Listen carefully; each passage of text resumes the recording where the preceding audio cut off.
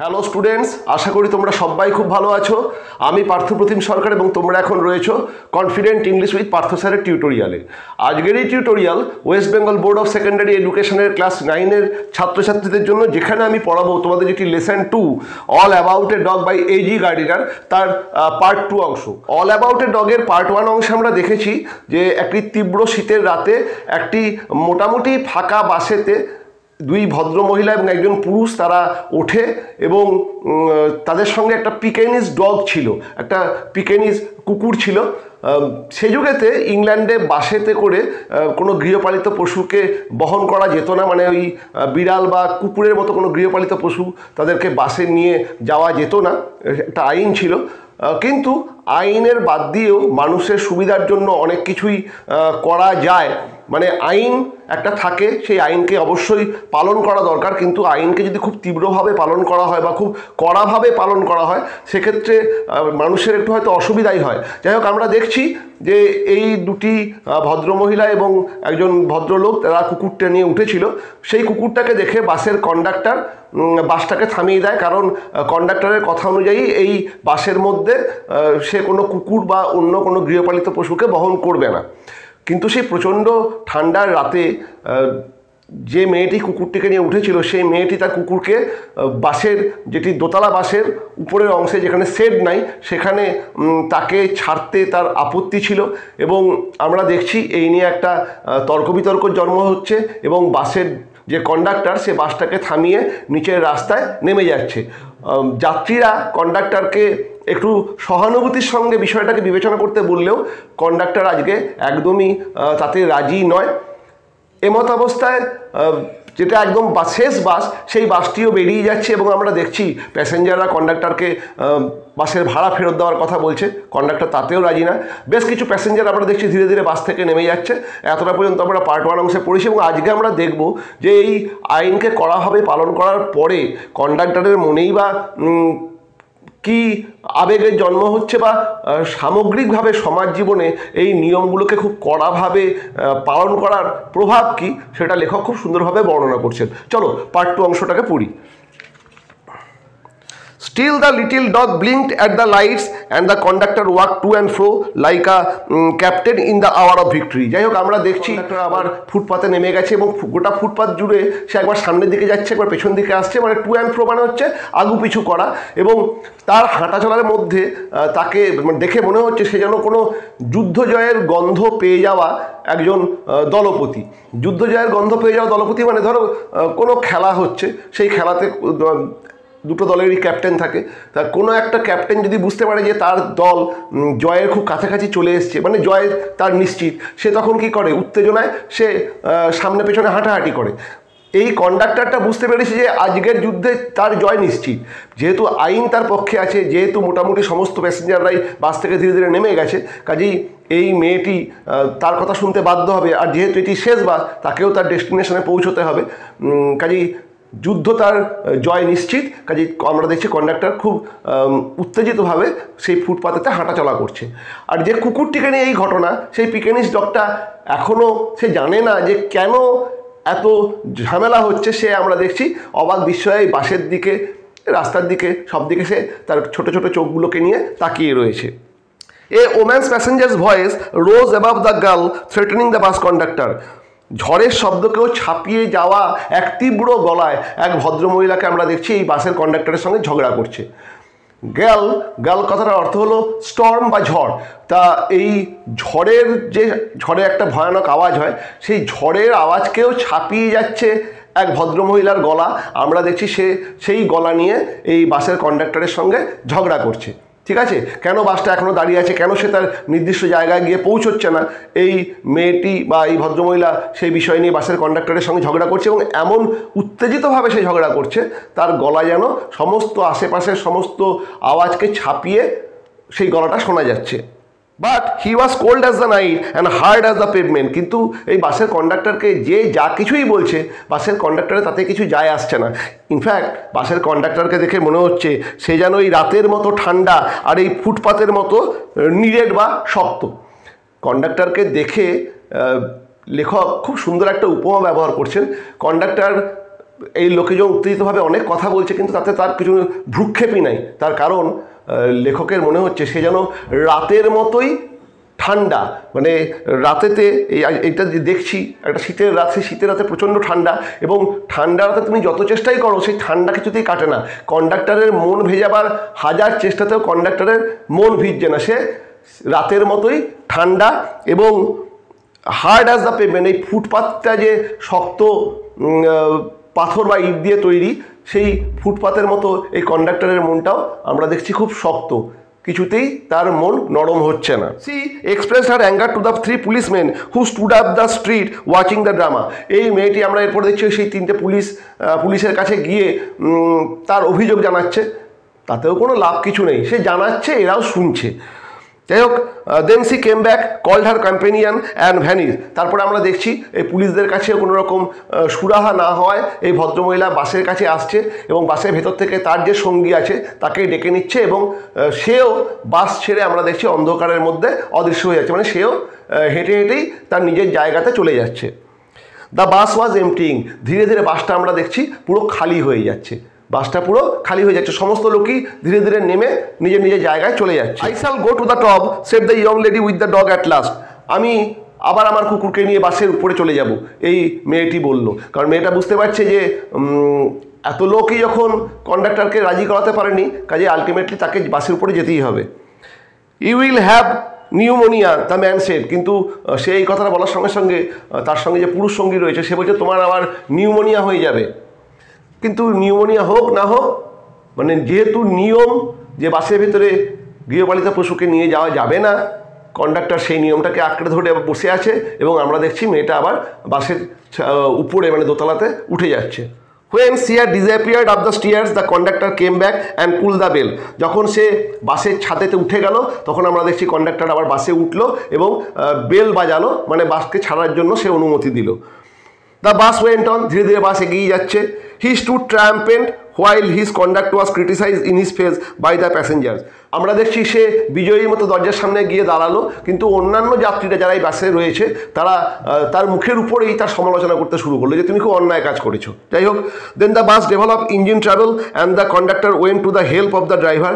এর কিছুক্ষণ পরে, যেদিনকে দিন খারাপ যায় সেদিনকে সব কিছুই খারাপ যায়, বাসটার দেখলাম ইঞ্জিনে কিছু সমস্যা তৈরি হয়েছে এবং বাসটা থেমে গেল, এবং কন্ডাক্টর বাসের দরজা থেকে নেমে ড্রাইভারের কাছে গেল যাতে ইঞ্জিনটাকে সারানো যায় তার ব্যবস্থা করতে।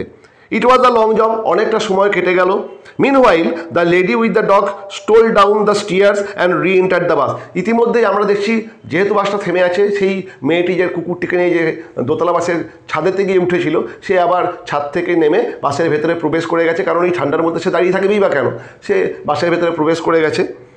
When the engine was put right, the conductor came back and pulled the bell. যাই হোক, একটা সময় ইঞ্জিন সারানো হলো, কন্ডাক্টর আবার বাসে এসে উঠলো এবং সে বাস চালু করার জন্য bell বাজালো। Then his eye fell on the dog and his hand went to the bell rope again. তারপরে সে যেই বাসের ভেতরে তাকিয়েছে দেখছে সেই মেয়েটি এবং কুকুরটি আবার বাসের ভেতরে চলে এসছে, সে সঙ্গে সঙ্গেই আবার যে বাসকে থামাবার জন্য যে দড়ি, মানে ঘন্টা দড়ি, যে ঘন্টার মাধ্যমে বাস থামানোর বা বাস চালু করার সূচনা দেওয়া হয়, সেই দড়িটাকে সে ধরে আবার টানছে। The driver looked round, the conductor pointed to the dog and the bus stop. কেন বাসটাকে আবার থামানো হলো? ড্রাইভার কন্ডাক্টরের দিকে ঘুরে তাকালো, কন্ডাক্টর ড্রাইভারকে দেখালো যে সেই মেয়েটি এবং কুকুরটি আবার বাসের ভেতরে ঢুকেছে, এবং ড্রাইভারও দেখলাম বাসটাকে থামিয়ে দিল, কারণ এরা দুজন একটা টিম, কাজেই কন্ডাক্টর যা বলবে ড্রাইভার সেটাই শুনবে। ড্রাইভার বাস থামিয়ে দিল। The whole struggle began all over once again. পুরো ঘটনাটাই, এই পুরো ঝামেলাটাই আবার নতুন করে প্রথম থেকে শুরু হলো। মানে আবার কন্ডাক্টর বলছে যে তোমাকে উপরে উঠে যেতে হবে কুকুর নিয়ে, মেয়েটি বলছে যে না যাবো না এই ঠান্ডার মধ্যে, কন্ডাক্টর বলছে আমি বাস ছাড়বো না। এই যে পুরো ঘটনাটা একটু আগে যেটা ঘটলো সেটা আবার নতুন করে আর একবার সংঘটিত হলো। The conductor walked on the pavement. The little dog blinked at the lights. The lady again declared that she would not go to the top and finally went.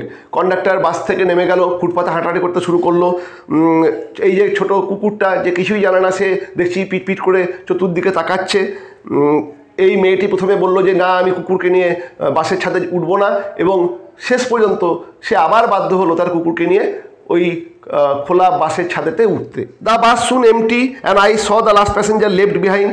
যাই হোক, এই মেয়েটি যখন আবার দ্বিতীয়বার উঠে গেল, আবার কন্ডাক্টর এসে বাস ছাড়লো এবং কিছুক্ষণ পরেই আমরা দেখছি বাসটা পুরোপুরি সমস্ত প্যাসেঞ্জার বাস থেকে নেমে গেছে, মানে প্রত্যেকে নিজের নিজের জায়গায় পৌঁছে গেছে। এবং আমি, মানে লেখক বলছে আমি, মানে এই মেয়েটি এবং তার সঙ্গী এরাও বাস থেকে নেমে গেছে। এখন বাসের মধ্যে একমাত্র প্যাসেঞ্জার বা যাত্রী হচ্ছে আমি। লেখক বলছেন যে I was the last passenger left behind, আমি একমাত্র বাসের শেষ যাত্রী। I have got my rules the conductor said to me. Bus যখন মোটামুটি ফাঁকা, আমি একাই যখন প্যাসেঞ্জার, তখন কন্ডাক্টর যে ঘটনাটা ঘটিয়েছে, সে আইন মেনে কাজ করেছে, কিন্তু সে তো আলটিমেটলি মানুষ, তার মনের মধ্যে একটা অনুশোচনা অবশ্যই হচ্ছিল।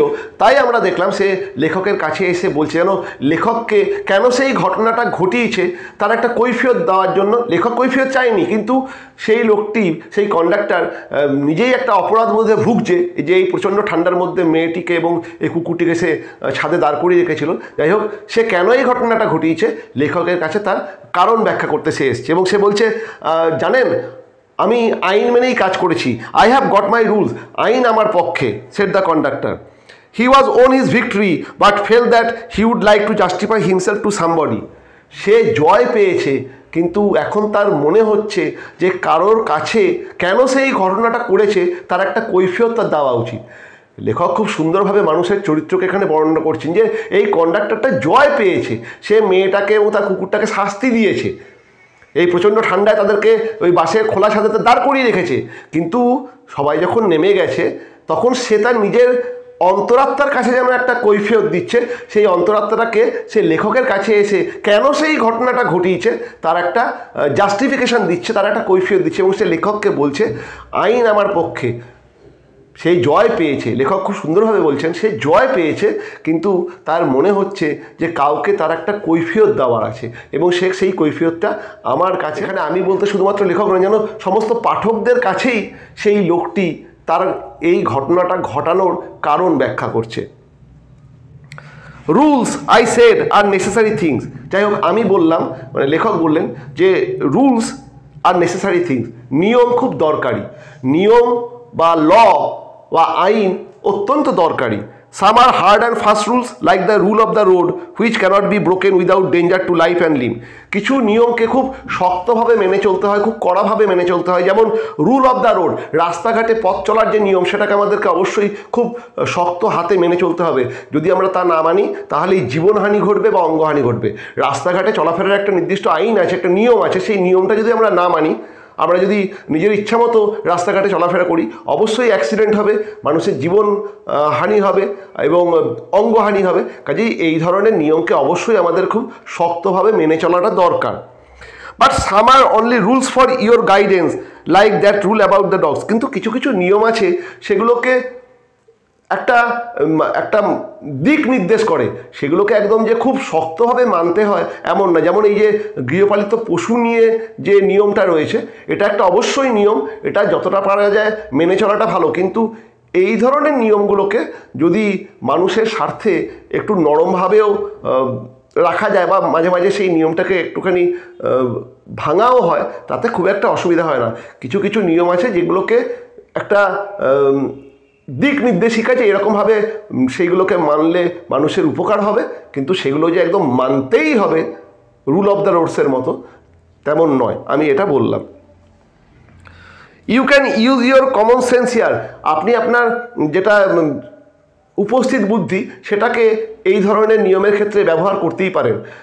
নিয়ম আছে যে গৃহপালিত পশুকে নিয়ে বাসে যাওয়া যাবে না, কিন্তু এই ধরনের প্রচণ্ড ঠান্ডার রাতে বা একজন ভদ্রমহিলা যদি তার গৃহপালিত পশুকে নিয়ে উঠেও পড়ে, এরকম ক্ষেত্রে আপনি আপনার উপস্থিত বুদ্ধিকে ব্যবহার করলেও তাতে নিয়মটাকে উল্লঙ্ঘন করা বা ভাঙা হয় না, ঠিক আছে?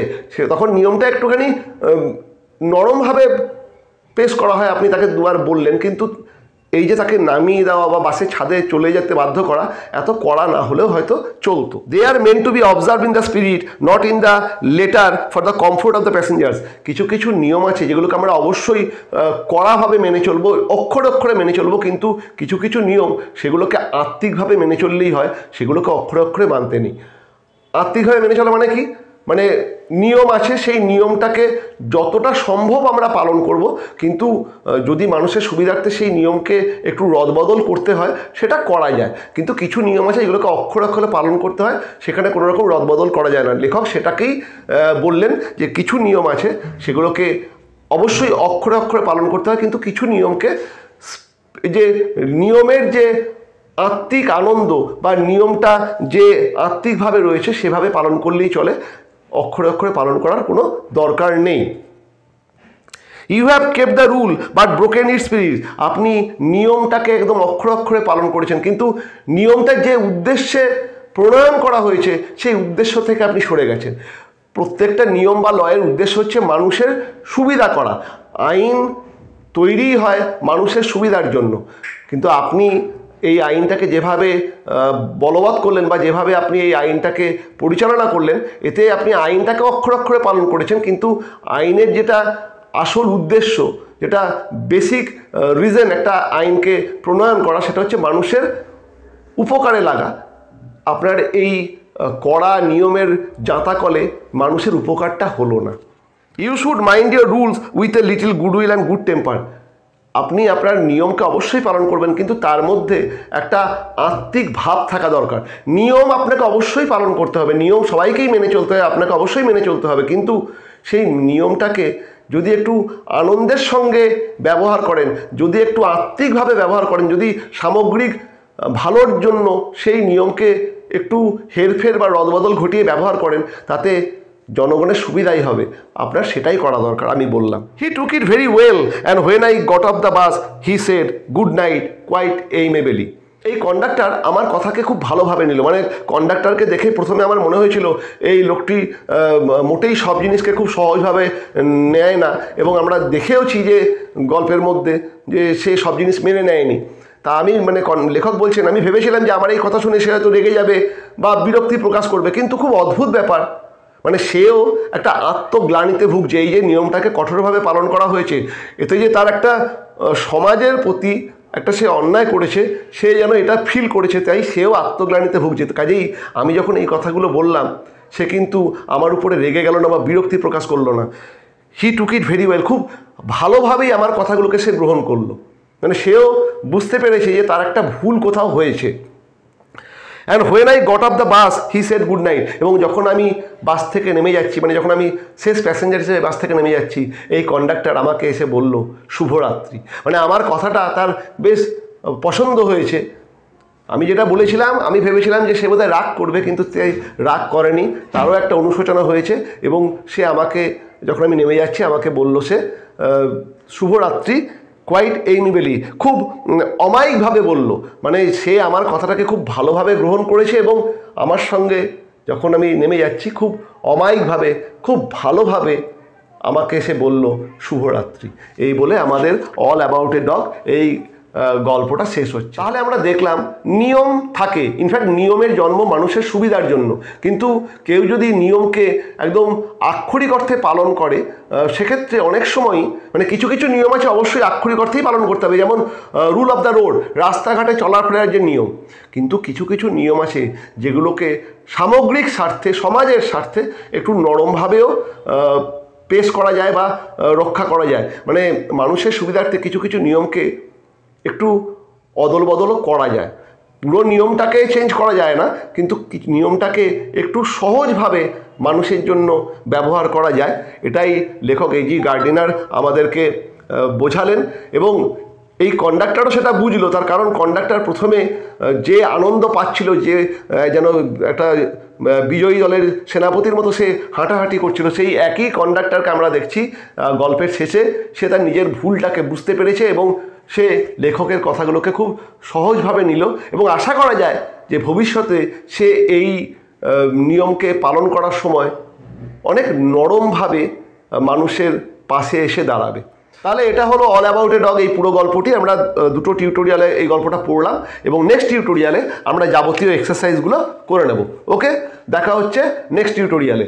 আর যদি আমার পড়ানো তোমাদের ভালো লাগে, যদি এই ভিডিওগুলো তোমাদের কাজে আসে, please subscribe the channel confident English with Partha sir. Video ভালো লাগলে লাইক করো, শেয়ার করো, আর যদি কোনো প্রশ্ন থাকে, থাকতেই পারে প্রশ্ন, উইদাউট এনি হেজিটেশন আমাকে কমেন্টের মাধ্যমে জানিও। ওকে, আমি অবশ্যই সেগুলোর উত্তর দিয়ে দেবো। দেখা হচ্ছে নেক্সট টিউটোরিয়ালে।